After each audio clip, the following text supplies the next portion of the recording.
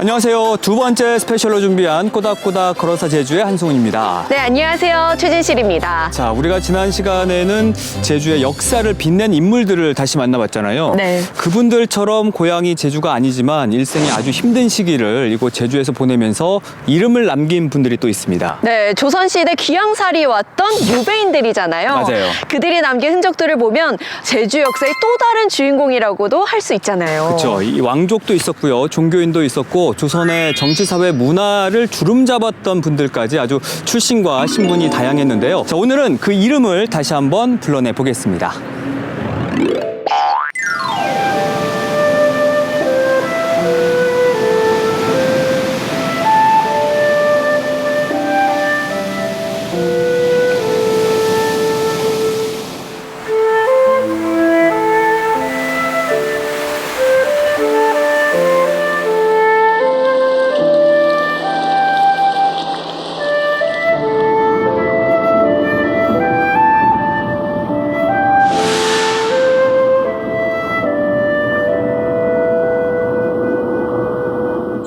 유해라, 배해라라는 표현을 해가지고 이걸 합쳐가지고 유배라고 하는데, 이 유배는 제가 예전에 논문 쓸 때는 261명이라고 했는데요. 그 후에 신정원 일기까지 확인을 하니까 300명 이상이 되는데요. 오형제도의 하나인데요. 뭐 태장, 도, 유, 사 이렇게 오형이 있습니다. 태는 지금 싱가포르에서도 하는데 회초리로 때리는 거고, 네, 장형은 우리 목가나에도 있잖아요. 원장으로 때리는 형. 도형은 그 죄인이 고향이나 고향 인근에 유배를 가는 거고, 이제 유형은 이제 전혀 상관없는 아주 먼 곳으로 유배를 보내는 형이고, 뭐 사형은 다들 아시다시피 목숨을 없애는 형벌로 되어 있는데요. 신체적으로 제한을 하는 게 없기 때문에 편할 수도 있지 않을까 생각을 할 수도 있지만, 다양한 이유로 최고의 형이 사형 바로 밑에 유형이라고 볼 수가 있습니다. 그러니까 5단계 중에 4단계. 예. 근데 중요한 건 이제 유형이나 도형도 일단 매를 맞고 시작을 해요.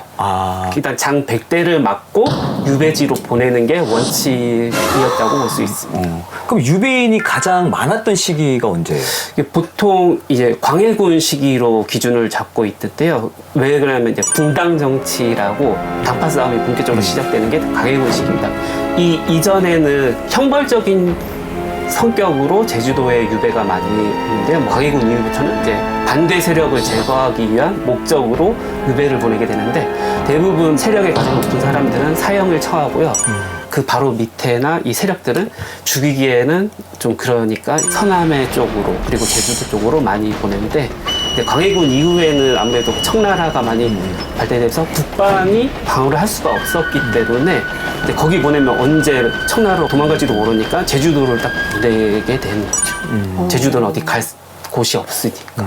그럼 제주도가 제일 최악의 유배지였던 거예요? 일단 기본적으로 유배를 보내기 위해서는 그 지역에 관리가 있어야 돼요. 그렇기 때문에 가장 멀기도 하지만 관리들도 많고, 그리고 도망갈 데도 없는 제주도를 유형을 집행받은 사람 중에서도 가장 중죄인들을 제주도로 보내는 경우가 많았다고 볼 수 있습니다. 작가님, 그러면은 우리가 알만한 인물들 중에서도 혹시 제주로 유배 오신 분들이 있을까요? 가장 널리 알려진 사람이 그 300여 명이 되는 유배인 중에 이제 유일하게 왕위까지 올랐던 광해군. 영화나 드라마로 많이 만들어졌죠. 지금 사진 나와요. 네. 가운데 계신 분이 추사 김정희. 네, 뭐 저분은 뭐 우리나라의 뭐 예술이면 예술, 학문이면 학문, 조선 후기에 뭐 대단한 사상가로 이제 알려졌던 분이고, 그다음 연암철커는 이제 우국지사, 홍성은 대원군 탄핵했다가 제주도까지 유배 왔다고도 알려져 있고, 정란주 같은 경우엔 그 천주교가 핍박받던 시절에 그 황사형 백서 사건으로 이제 제주에 유배됐던 사람이고, 그 밖에도 뭐 오현단에 가면 오현을 모시기도 하지 않습니까? 가장 대표적인 인물 중 하나가 송시열이라고, 우암 송시열이라고 지금 오현에도 배양되어 있는데, 제주도에 유배로 머문 일은 한 100일 정도밖에 안 돼요. 근데 이제 이름이 워낙 높은 사람이니까 그쪽에서는 아주 많은 이야기들 지금도 논문이나 연구가 많이 되고요. 그 왼쪽에 보시면 북헌 김춘택이라고 있는데 이 집 가문이 상당히 제주 유배와 관련이 많습니다. 혹시 김만중이라고 들어보셨나요? 김만중?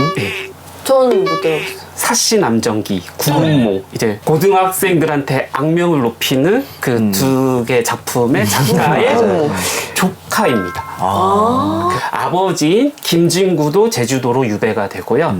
김춘택도 제주도로 유배가 되고 아들인 김덕재도 제주도로 유배 와가지고 거의 유일하게 3대가 제주도로 유배 온 가문이었다고 볼 수 있는데 공통점은 있는 것 같아요. 뭔가 자신만의 신념이 확고하다거나 아니면 주류로부터 배척당했거나 하는 어떤 사유가 가장 많았는지 혹시 알 수 있어요? 보통 연자제로 많이 옵니다. 가족 중에 한 명이 죄를 지으면 그 가족들이 유배가 오는 경우가 많이 있고요.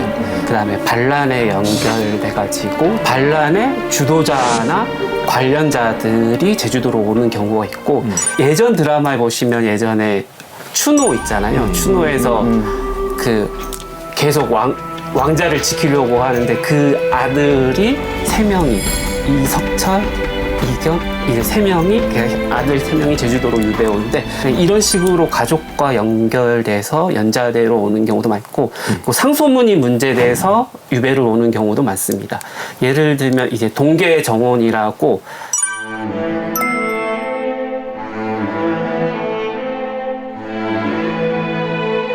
그 광해군 시기에 이제 영창대군을 강화도에서 떼어서 불 떼어서 죽이잖아요. 이 정황을 처벌해야 된다고 해가지고 상소문을 올렸던데 재미있는 거는 이 정원이 대북입니다.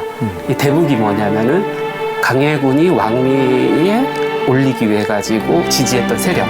그리고 소북은 이제 영창대군을 지지하기 위해 만들어졌던 세력인데 정원 같은 경우는 대북임에도 불구하고 그 상소문으로 인해 가지고 제주도로 유배되는 케이스라고 볼 수가 있죠. 근데 어떻게 유배인이 됐을까요? 광해군은 조선 15대 왕인데요. 선조의 2번째 아들입니다. 근데 정비인 위인왕후에서 태어난 게 아니라 후비인 공빈김 씨. 서자였잖아요. 네, 공빈김 씨 밑에서 태어났는데 보통은 세자를 10세 전후로 해가지고 세자를 책봉을 합니다. 근데 적장자가 없기 때문에 계속 미뤘죠, 선조는. 근데 그때 때마침 임진왜란이 일어나게 됩니다. 임진왜란이 일어나면서 이제 선조는 우리가 모두 다 알고시피 하루빨리 명나라로 가기 위해 가지고 본인을 대신할 수 있는 세자가 있어야 되는데 적당한 사람이 광해군밖에 없었어요. 또 때마치 이인왕후가 이때 사망을 하게 됩니다. 이제 사망을 하니까 중전이 없어지게 된 거죠. 선조는 또 이때다 해가지고 중전을 새로 간택을 하는데 그게 우리가 알고 있는 임목왕후입니다. 선조가 나이가 있음에도 불구하고 영창대군을 생산을 하게 됩니다. 이미 세자는 광해군으로 되어 있는데 대군이 태어나니까 광해군을 계속 세자로 둬야 된다. 아니다. 적장자가 태어났으니까 영창대군을 이제 세자로 책봉을 해야겠다. 이렇게 하면서 선조가 승하할 때는 영창대군이 너무 어렸어요. 3살 정도 됐었을 것 같은데 그래서 광해군이 왕이 되죠. 근데 왕이 되니까 이제 반대 세력들을 이제 제거해야죠. 반란에 엮이기도 하고 각종 죄를 뒤집어 써서 소북을 죽이는데 결정적으로 광해군이 폐해가 되는 게 이제 임목대비를 폐위하는 폐모하는 것 때문이었습니다.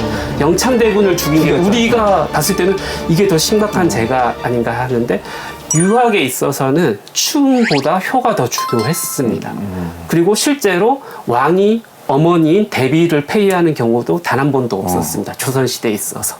그게 가장 큰 죄여가지고 인조반정의 명분이 될 수 있었어요. 그렇기 때문에 인조가 왕이 오르고 광해군은 강화도로 유배를 가게 된 겁니다. 네. 광해는 선왕이잖아요. 폐위됐지만. 그러니까 오히려 더 철저하게 감시하고 요시찰 대상으로 지켜봤다고 봐야죠. 그러니까 뭐 광해를 따라온 나인들도 이제 한 2명 있었다고 하는데 이 나인들 중에도 광해를 이제 끈떨어진 년이라고 막 홀대하고 반말하고 자기가 섬겼던 왕인데 이런 사람도 있었다고 하는 거 보면 광해는 그러니까 위리안치 형을 아주 진짜 혹독하게 당했다고 봐야죠. 위리안치 형이라는 게 굉장한 벌이었잖아요. 그러니까 지금도 그 추사 적거지 가면 그거 재현해 놨잖아요. 탱자나무 울타리하고 가시덤불로 이렇게 네. 쌓여 있고. 그러니까 이게 보통은 안치형이라고 많이 하기도 하고 천극 안치하라 아니면 그냥 위리 안치하라 안치하라 이렇게 하는데 탱자나무나 유자나무나 해가지고 가시 덩굴을 만들어가지고 이렇게 유배인을 관리하라는 뜻인데 근데 그게 대부분 형식적이에요. 이게 위리 안치된 유배인이기 때문에 왕래를 하지 마라라는 의미가 강했지 실질적으로는 김정희도 제주 대정령 사람들한테 글도 많이 써주고 했다고 하더라고요. 심지어 찾아와가지고 글을 배우는 제자들까지 있었으니까. 그런 것 치고는 광해군한테 되게 혹독하게 했단 말이에요.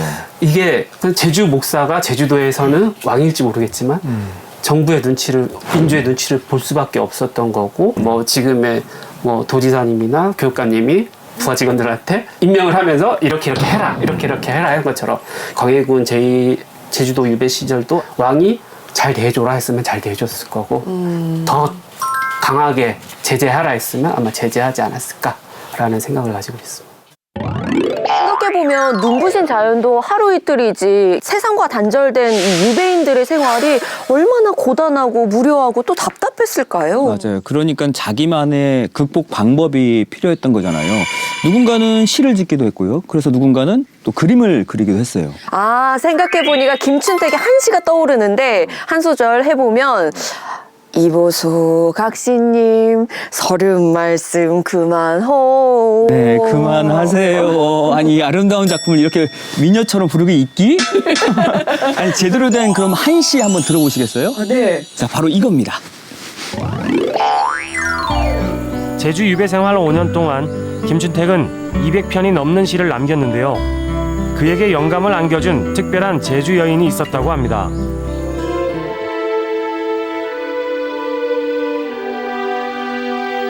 흰 소복에 절개의 상징인 대나무 비녀를 꼽고 송광 정철의 삼위인곡을 애절하게 부르는 기생 성례. 그녀가 부르는 삼위인곡을 듣고 김춘택은 임금을 그리워하는 심정을 담은 자신만의 노래를 만들게 됩니다. 한글로 쓰인 별 삼위인곡은 송광의 삼위인곡 못지않은 절절함을 품고 있다고 김춘택은 말합니다. 나는 제주에 와서 한글로 별삼인곡을 지었다. 그 대사는 송강의 것에 비해 더욱 완곡하고 그 가락은 송강의 것에 비해 더욱 쓰라리다. 아, 이 별삼위인곡이 이 기녀를 만나게 되면서 세상에 나오게 된 거네요. 아니, 근데 얼마나 노래를 잘했으면 이런 시를 짓고 싶게 했을까요? 노래를 잘해서 그런 건지, 아니, 미모가 뛰어난 건지. 이 유배 생활 기간에 1707년에 한번 서울에 압송될 뻔했었어요. 흉언을 해가지고 또 이제 김춘택이 밑에서 뭔가 모의를 했다라는 게 들어간 거죠. 그러니까 서울에서 너 이제 서울 올라와 이런 거예요. 그러면 서울 올라가면 뭡니까? 죽는 거죠. 죽는 거잖아요. 그러니까 이제 김춘택이 자기가 제주도에서 지었던 문집도 옆에서 딱 잘 보관해줘. 나 죽으러 갈 거야. 그러면서 하는 거예요. 그러면서 이제 송강 정철의 그 삼위인곡을 좀 이렇게 불러달라 이렇게 했던 것 같아. 근데 그게 죽으러 가는 거의 고별사적인 거라서 슬프잖아. 그래서 옆에 있던 판관하고 그 수송하는 그 부사가 종이를 줄 정도였다 그래요. 그러니까 이미 이제 그 삼위인곡을 굉장히 좋아했던 것 같아요. 그리고 그 다음에 1708년에 아까 보시면 이제 별 삼위인곡을 이제 지었던 것 같고, 그 별 삼위인곡을 이제 지으니까 이걸 노래를 부르는 사람이 필요했던 것 같고, 이쪽에 가수였죠, 기녀가. 이게 탤런트잖아요. 기녀인 성례가 그거를 굉장히 잘 불렀던 것 같아요. 그래서 이제 북한 김춘택이 죽고 나서 임징하가 왔을 때 성례가 임징하를 찾아가서 이 별 삼위인곡을 불러주는 거죠. 근데 이제 임징하 입장에서 한번 생각해 보시면 그 성례란 사람이 와서 그 별으로 썼던 그 별 삼위인곡을 불러주는 거예요. 눈물이 안 나겠어요. 이때 이 성례라는 사람이 부르는 노래는 사실 노래가 아니고 죽은 사람하고 산 사람을 둘 다 위로해주는 하나의 그 위로곡이라 그래야 되나? 눈물이 절로 흐르겠죠. 그래서 그렇게 생긴 게 별 삼위인곡의 이제 이렇게 되는 거죠. 그러니까 눈물까지 흘릴 정도면 진짜 노래는 잘 불렀었던 것 같아요. 맞잖아요. 예, 아니 뭐든 눈물을 흘리면 게임이 끝이죠. 노래 잘 불러야지 못 부르면 눈물이 안 난다니까. 근데 저라도 만약에 여기 오잖아요? 그러면은 그 외로움을 달래기 위해서 뭐 시로, 노래로 뭐 그런 감정들을 좀 토해내고 싶었을 것 같아요. 교수님께서 얘기했잖아요. 아들에게 예, 여러 시들이 있죠. 산지에서 부르는 칠수의 노래라고 해서 예, 산지 7가인데 산지 7가. 읽어드립니까? 아 이거 죄송해요. 한문으로요? 아니면 한글로요? 저는 한문으로 읽죠. 오. 산지 7가인데 산지천에서 부르는 일곱 개의 노래라는 뜻이에요. 근데 이 시가 7수로 구성돼 있어요. 근데 첫 번째가 서문, 맨 마지막이 발문 이 정도로 생각하시면 되고 누구를 하면 첫 번째는 조상과 아버지에 대한 그리움 이런 걸 얘기하고 두 번째는 어머니에 대한 그리움 그 다음에 세 번째가 형제들에 대한 거 네 번째가 아내, 처에 대한 미안함 그 다섯째가 아들들에 대한 것 그러니까 자신만의 제일 가장 가까운 그러한 사람들을 생각하면서 유배지에서 부른 아주 대표적인 이제 노래입니다. 제가 읽는 식으로 읽을게요 그냥 네. 유객 산지에 일심백죄 범사적 백제 재심 부자지 단도 창천 조심저 왕왕남명 기말리 서위대 남명차 오일가의 불성가 중야무침 누방타 아니 진짜 따라 가스를 안 따라왔어요. 어디 있는지 알았어 몰랐어. 육수 읽을 때 끝났네. 끝났어요. 아니 근데 되게 운치도 있고 여운도 있고 이게 전 아주 처음 들어보는 시인데 아니 어떻게 아니 교수님 이거 어떻게 이렇게 술술 한문을 읽으시는 거예요? 아, 예. 어떻게 하다 보니 그래 되네요. 원래 이렇게 시하는 거예요? 시를 읽을 때 이렇게 원래 읊는 거죠. 그리고 원래 삼인곡 이런 것들도 다 서루니마 이런 식으로 다 하는 거죠. 그래서 이제 노래가 되니까 그래서 임징아가 울지 않았을까요? 그러니까. 아마 이 시를 받았던 가족들은 울었겠죠. 나를 생각하면서 저 멀리에서 나를 생각해줬구나. 울지 않았겠어요. 그러니까 그 노래를 잘해야 또 운다고. 그러니까 제가 눈물이 안 났어요. 김춘택이 제주에 있는 동안 200편이 넘는 한시와 여러 기록 문학들을 남겼다고 해요. 그러면 언제 해배가 돼서 제주를 떠났던 건가요? 제주에서 해배된 게 1712년에 이제 해배가 되죠. 그래가지고 해배된 다음에 좀 조용히 살고 싶지 않았을까요? 맞아. 그래가지고 기록을 좀 찾아보니까 네. 어머니를 모시고 그 동생이 있는 관아에도 좀 다녀오기도 하고 강화도에도 또 유람도 하고 그렇게 했죠. 세상이 또 근데 가만히 놔두질 않아가지고 워낙 서인에서 노론 집안 성격이 강해가지고 옥사가 또 일어났다가 또 무고로 풀려나기도 하고 죽을 때까지 유배와 당색 이게 끊이지 않았던 것 같아요. 계속해서 네. 음해를 하고. 그러다가 이제 1717년 56세죠. 56세 때 이때 죽고 그 광산에 있으니까 광주 지역, 경기도 광주 지역에서 이제 장사를 지내게 되고 영조 때가 돼서 이제 김춘택의 이제 손자대에 와서 문집이 간행이 돼가지고 이제 그 글들이 지금 우리가 볼 수 있게 된 것 같습니다. 해배의 심경을 조금 알 수 있는 글들, 나를 잊지 말아요 이런 글들 그런 구절들이 있는데 이게 어때 나와 있는 제주자병이라는 시가 있어요. 맨 마지막 구절에 뭐 있냐면 훗날에 제주도에 있는 지리지를 기록을 할 때 동쪽에서 유배 생활했던 사람 잊지 말아달라고 이런 얘기거든요. 제주자병 13번째 시가 되겠습니다. 가락청 천상 모차 밤용 상광계 호유 주겨 호계공 왕적 비람패 여생 감수풍 단연여 지지 무망고 성농 이건데 아까 산지칠가 같은 경우는 7자로 구성이 됐던데 보니까 이거는 5자네요. 5자죠. 시의 형식이 5자인 시도 있고 7자인 시도 있고 보통 이 두 가지가 이제 많이 있죠.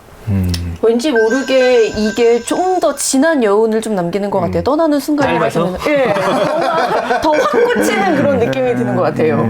뭔가 후세에도 자신을 기억해달라는 그 간절함이 좀 느껴졌습니다. 맞아요. 그러면 이제 역으로 질문을 던져볼 수 있잖아요. 김춘택한테 유배가 없었다면 이런 생각하잖아요. 그때 이걸 대비할 수 있는 사람이 추사 김정희 같아요.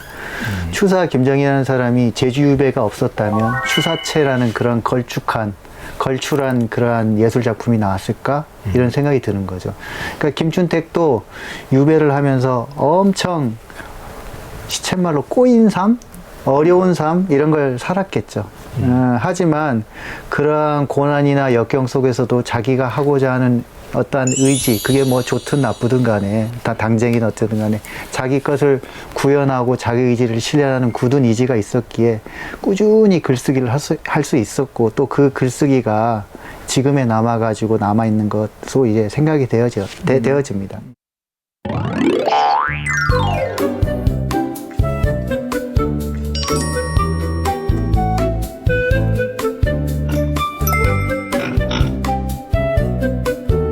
지금도 제 눈엔 이 도통시가 낯설고 특이한데 당시 유배인들 눈에는 얼마나 신기했을까요? 그 경이롭고 놀란 마음을 아주 또 실감나게 써내려간 글이 있잖아요. 오늘날로 치면 생생한 제주 리뷰 같았어요. 맞아요. 자, 유배 생활이 남긴 다양한 기록과 예술 작품들을 지금 만나보시죠. 이렇게 해서 1520년 8월 제주로 유배 온 김정. 김정의 적거지는 산지천 동쪽에 있었던 옛 금강사터였습니다. 시문에 능했던 김정은 늘 책과 함께했고 제주 유생들에게 학문을 가르쳤습니다. 그리고 그는 제주에서 유배 생활을 하면서 보고 겪은 독특한 생활과 풍습들을 하나하나 기록해 나갑니다. 그렇게 해서 탄생된 것이 바로 제주 풍토록이죠. 이방인의 눈에 비친 제주는 참으로 낯선 땅이었습니다. 이 고을의 풍토는 또 하나의 유별한 곳으로 하나하나 매우 달라서 까딱하면 탄식하고 놀랄만 하나 모두가 볼만한 것이 없다. 무릇 지네와 개미 및 지렁이 등과 같이 꿈틀거리는 벌레의 부류가 모두 겨울을 지내는데도 죽지 않으니 매우 견디기가 어렵다. 원래 무서웠나 보다. 아니 지금 열받은 거야 지금. 모든 게 다 지금 나쁘게만 보이는 거예요 내가 봤을 때. 남자 무당이 몹시 많다. 사무배 땅이 모두 한라산 기슭에 있는지라 길이 험악하고 돌이 많고 메마르고 평토가 절반도 못 되어 박 가는 자는 생선의 뼈를 발라내는 것과 같고 가장 우스운 것은 땅이 큰 바다로 둘러싸여 있으나 소금이 나지 않는 것이다. 소금밭을 서해 지역과 같이 만들고자 하여 물을 당겨 갈아도 소금이 없고 회염을 동해 지역과 같이 해굽고자 하나 물이 싱거워 공은 100배로 들이나 얻는 것은 극히 적다. 그러니까 김정의 제주 풍토록도 그런 글이죠. 그러니까 제주로 유배 와가지고 유배 체험을 하면서 거기에서 본 제주의 문화라던가 풍토라던가 유배 생활 이런 것들을 두루 정리한 글이 이 김정의 제주 풍토록이거든요. 원래는 이게 그 김정이 죽고 나서 그 주변의 문인들하고요 후손들이 그 유고를 전부 다 모은 다음에 낸 문집인 충암집이라는 문집이 있는데 거기 사본에 실려 있어요.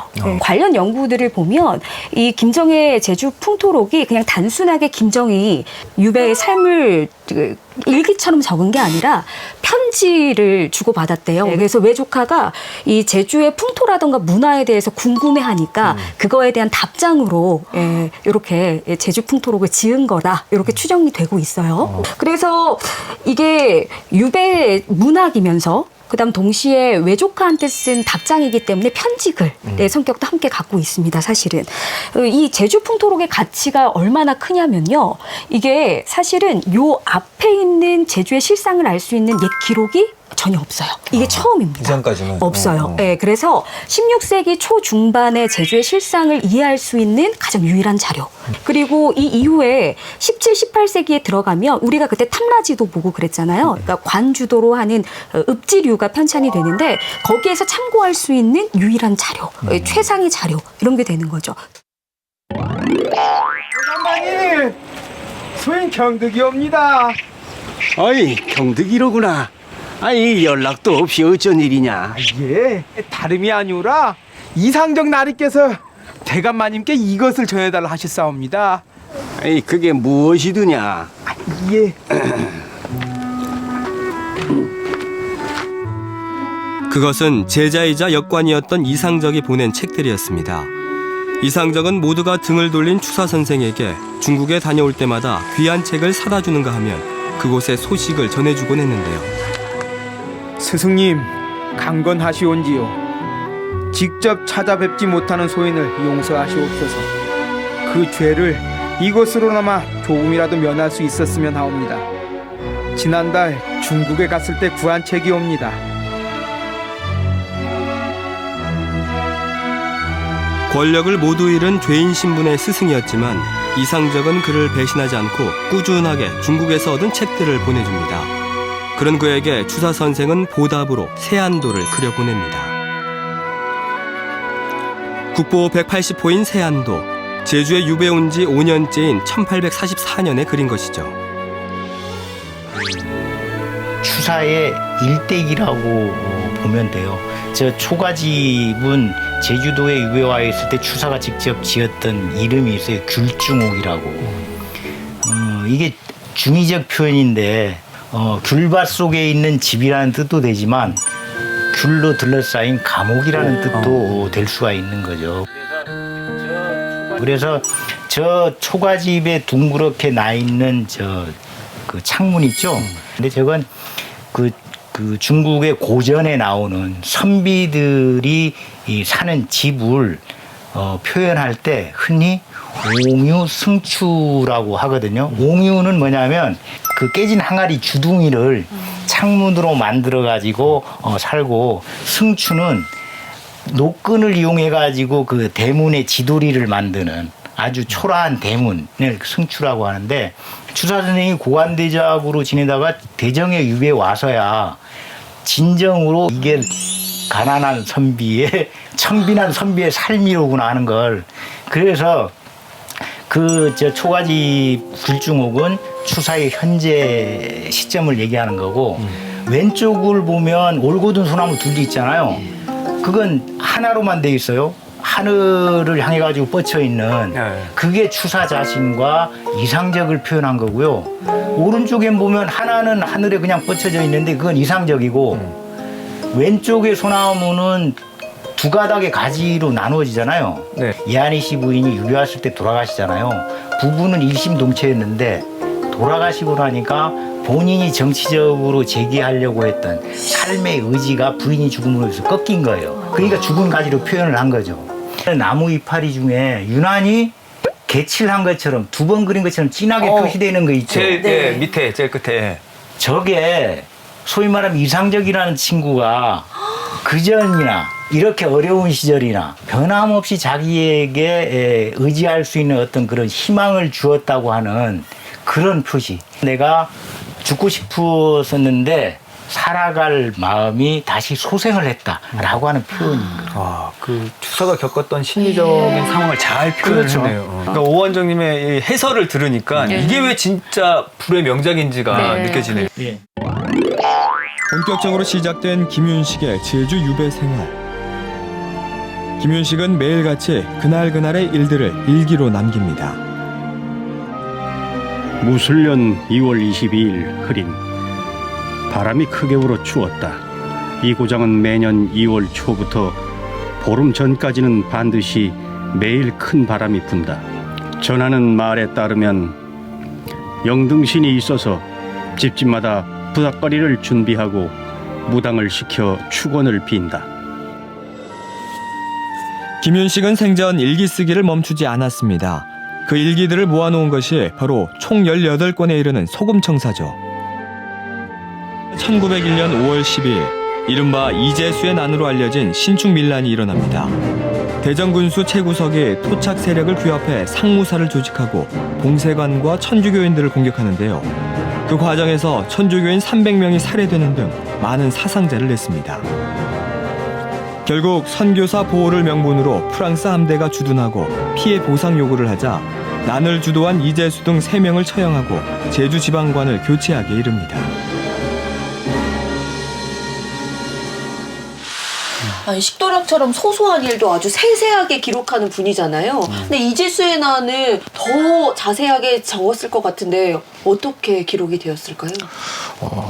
이 소금청사가 있었기에 우리가 이 이재수의 난의 진행 과정을 우리가 정확하게 알 수 있게 되었다라고까지 이야기할 수 있을 것 같아요. 첫 충돌이 일어났다는 기록을 시작으로 해서 쭉 그 이후에 제주를 떠날 때까지 이 하루하루 날짜별로 이렇게 기록을 남기고 있어서 어떤 식으로 이 난이 진행이 됐는지를 정확하게 알 수 있어요. 4월 28일 일기를 한번 읽어보도록 하겠습니다. 오전 10시에 성 안의 여자들이 모두 모이라고 외쳐대자 집집마다 뛰어나가는데 흰 수건에 막대기를 가지고 나갔다. 그때 여자가 1000명, 남자가 1000명 정도 이렇게 나가는데 모든 일을 여자들이 앞장을 서기 때문에 이게 남자들도 오직 여인의 명령만을 들었다. 여인들은 성으로 올라가 포를 탈취하여 바깥으로 던져버리고 수많은 군중이 함성을 지르며 교인을 잡으라고 외치자 교인으로 성을 지키는 자들이 어지러이 달아나 숨었다가 차례차례 붙잡혀서 성 위는 텅 비었다. 이렇게 제주 성문이 열리게 되었습니다. 이제 5월 30일에 이제 제주 성으로 들어온 이재수에 대한 어떤 용모를 기록을 한 부분을 한번 읽어보도록 하겠습니다. 이재수는 전립이라고 하는 그 명주로 짠, 그 비단실로 짠 모자를 쓰고 공작깃을 꼽고 갑사 전복에다가 채찍을 잡고 안경을 꼈으며 준마의 가죽안장에 올라타고 서양 우산을 손에 쥐고는 앞뒤에 호의를 받으며 나가는데 모두 성 안에서 빌려 얻은 것이었다. 읍촌 사람들은 영웅호걸이라고 하며 커다란 일을 결정할 수 있었던 한라산의 전기를 타고난 예사 사람이 아니라고 하였다라고 이렇게 기록으로 남기고 있습니다. 제주가 어떤 공간이었을까요, 김윤식에게는? 일기를 따로 이제 속음청사로 모아서 이제 내고 있는 것만 보더라도 이 시기를 자신의 인생에서 특별한 한 구간으로 설정을 하고 있는 것 같고, 이건 속편, 내 인생의 속편이다. 그런 제주에서 그리고 지도에서의 시간은 자신의 인생의 어떤 한 속편 같은 한 부분이라고 생각하지 않았을까라는 생각을 하게 되고요. 김윤식의 문집은 운양집이라고 하는 문집이 남아 있는데 영주에서 쓴 이제 시고라는 뜻으로 영도고를 따로 모아놨습니다. 제주에서의 감회 그리고 이제 그 문인으로서 느꼈던 어떤 시대나 혹은 그 여러 가지 그 감정들이 잘 드러나 있어서 좀 흥미로운 그 글들이라고 생각을 합니다. 제일 마지막 부분 간단하게만 한번 읽어보면 어떨까 싶어서 가지고 왔는데요. 아들한테 써준 거예요. 제주는 복된 땅이라 하고 물 또한 맛이 좋다고 한다.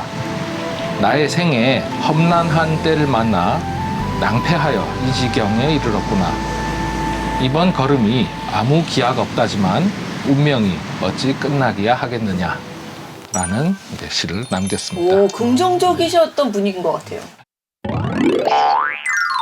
유배인들 못지않게 이분들 눈에 비친 제주 역시 아주 특별했습니다. 한라산을 오른 겐태와 그리고 표류기로 유명한 하멜이잖아요. 맞아요. 이번엔 제주를 세상에 알린 두 인물에 관한 이야기입니다.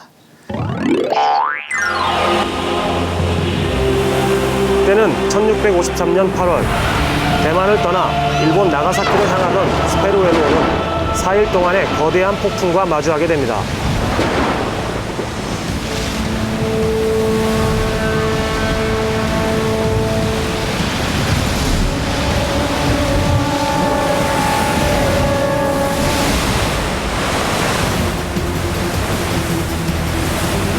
당시 스페루에로에 타고 있던 선원은 모두 64명.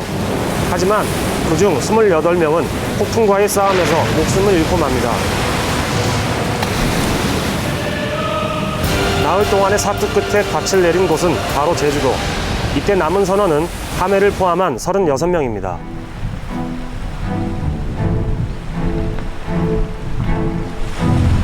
하멜 일행이 제주 해안에 도착한 것은 1653년 8월 16일.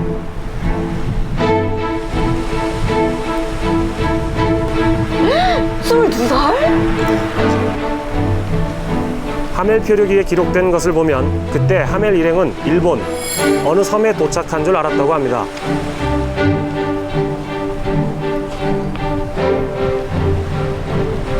Touchdown! 노린반! Where are you? 표류 후 동료들을 찾아 헤매는 하멜. Where am I? 애타게 동료들을 찾는 하멜의 눈에 띈 것은 표류 당시 난파된 스페르웨르호에서 떠밀려온 포도주 한 병.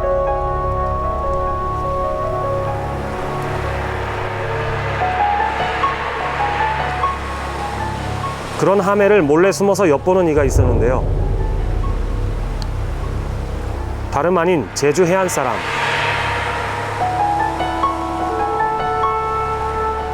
서양인을 처음 본 제주 사람은 그저 놀랍고 두렵기만 한데요. Hey, come on, over here!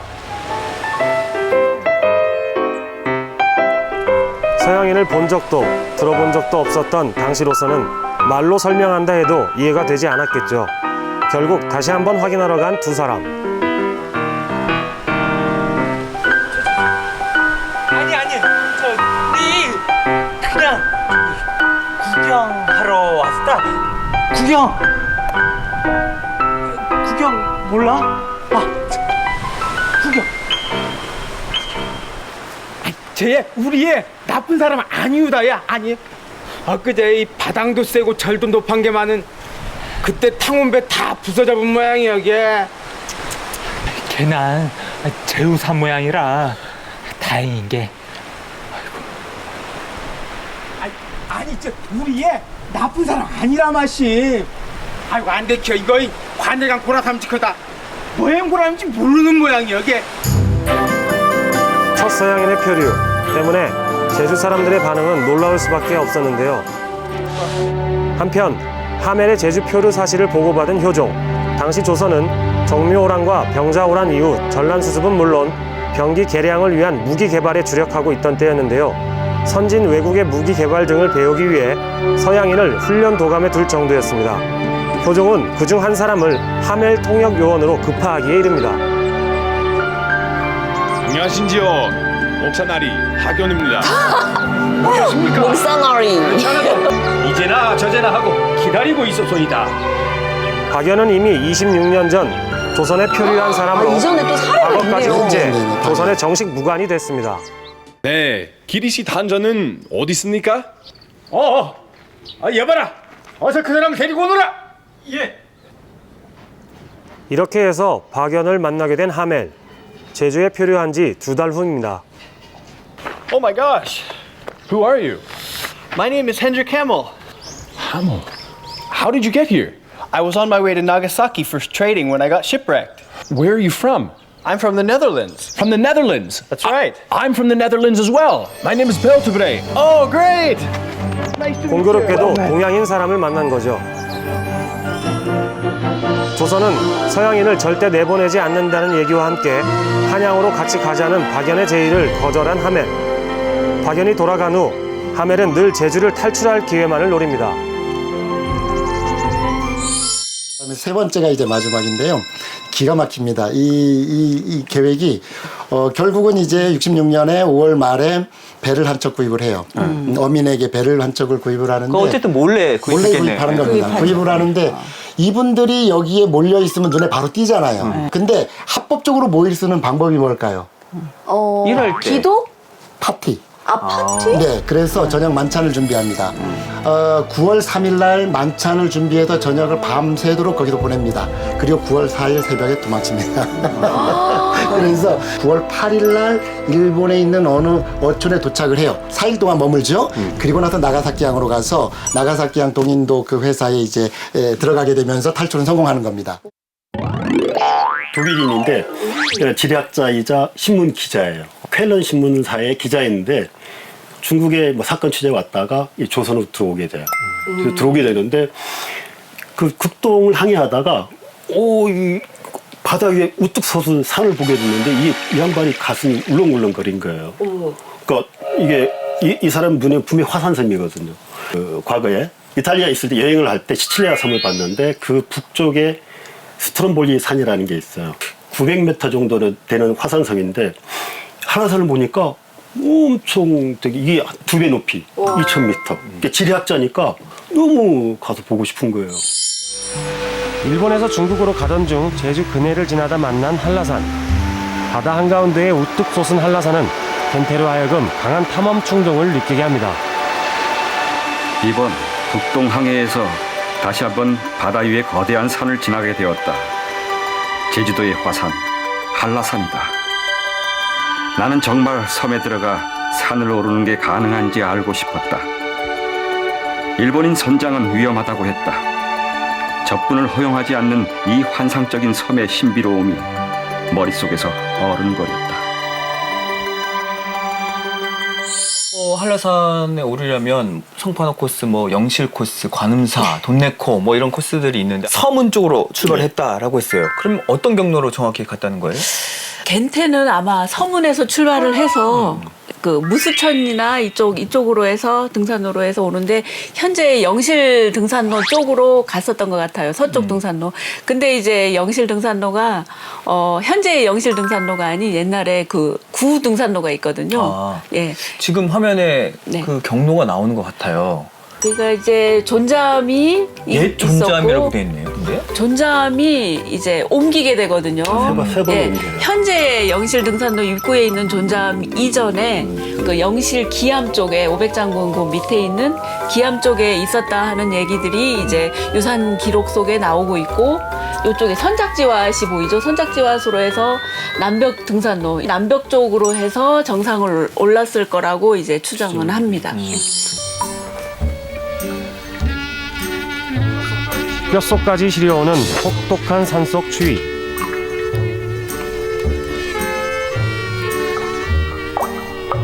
외국인에 대한 적대감으로 마음이 굳게 닫힌 제주 사람들과의 하룻밤 동거. 추위에 떨던 겐테는 가방 속에 든 술을 생각해냅니다. 그리곤 추위를 잊기 위해 꼬냑 한 모금을 마시는데요. That's good. That's warm.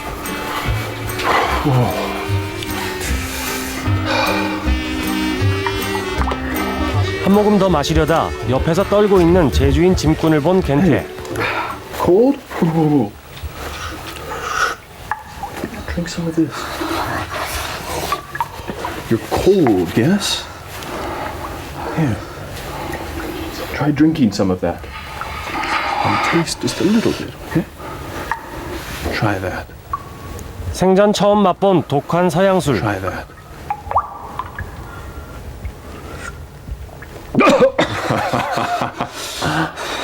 Huh? How is it? 세상에 이런 술이 있어? How is it? Try some more, a little more.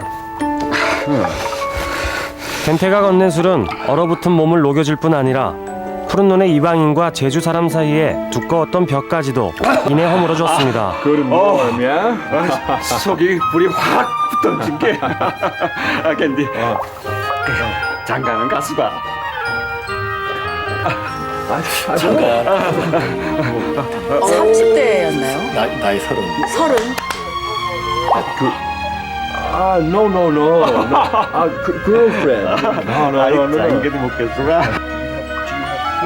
꼬냑을 나눠 마신 후 동굴 안의 분위기는 그야말로 화기애애하게 변했습니다.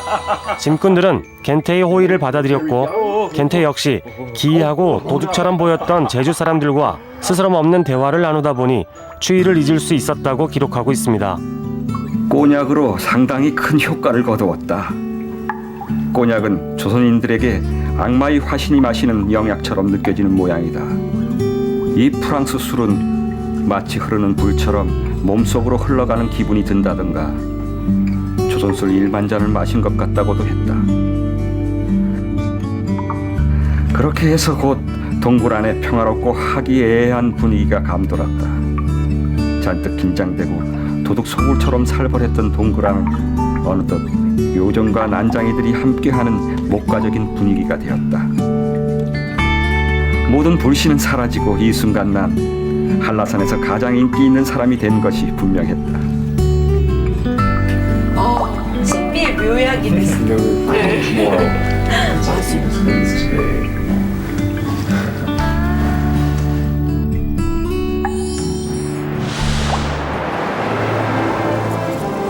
드디어 정상이다. 분하고 바닥에는 별로 크지 않은 호수가 반짝이고 있었다. 주민들은 호수가 상당히 깊어 그 아래에는 지하 세계로 가는 통로가 있다고 주장했다. 사방으로 웅장하고 환상적인 장관이 한눈에 들어온다. 해수면에서 거의 2000m 높이에 있는 이곳까지 해수면이 활짝 열리며 우리의 눈높이까지 밀려올 듯 솟구쳐 올랐다. 오랜 떠돌이 생활 속에서 결코 보지 못했던 아주 독특한 것, 아주 위대한 것을 체험했다. 백이는 한 번도 오르지 못한 이 한라산 등정은 내 생애 최고의 영광이다. 2부에 걸쳐서 스페셜로 준비한 꼬닥꼬닥 걸어서 제주는 아쉽지만 오늘로 마지막 인사를 드리게 됐습니다. 2년 남짓 동안 제주의 역사길을 저희와 함께 걸어주신 시청자 여러분께 고마움을 전합니다. 그리고 멀고 어려운 제주의 역사를 정말 알기 쉽게 재미있는 이야기로 풀어주신 그동안의 출연자분들께도 진심으로 감사드립니다. 네, 역사가 흘러가듯이 이 시간은 곧 또 다른 이야기로 이어집니다. 네, 새롭게 이어질 프로그램에도 여러분들의 많은 관심과 사랑 부탁드리겠고요. 지금까지 함께해 주신 시청자 여러분 진심으로 고맙습니다. 여기서 인사드립니다. 안녕히 계십시오.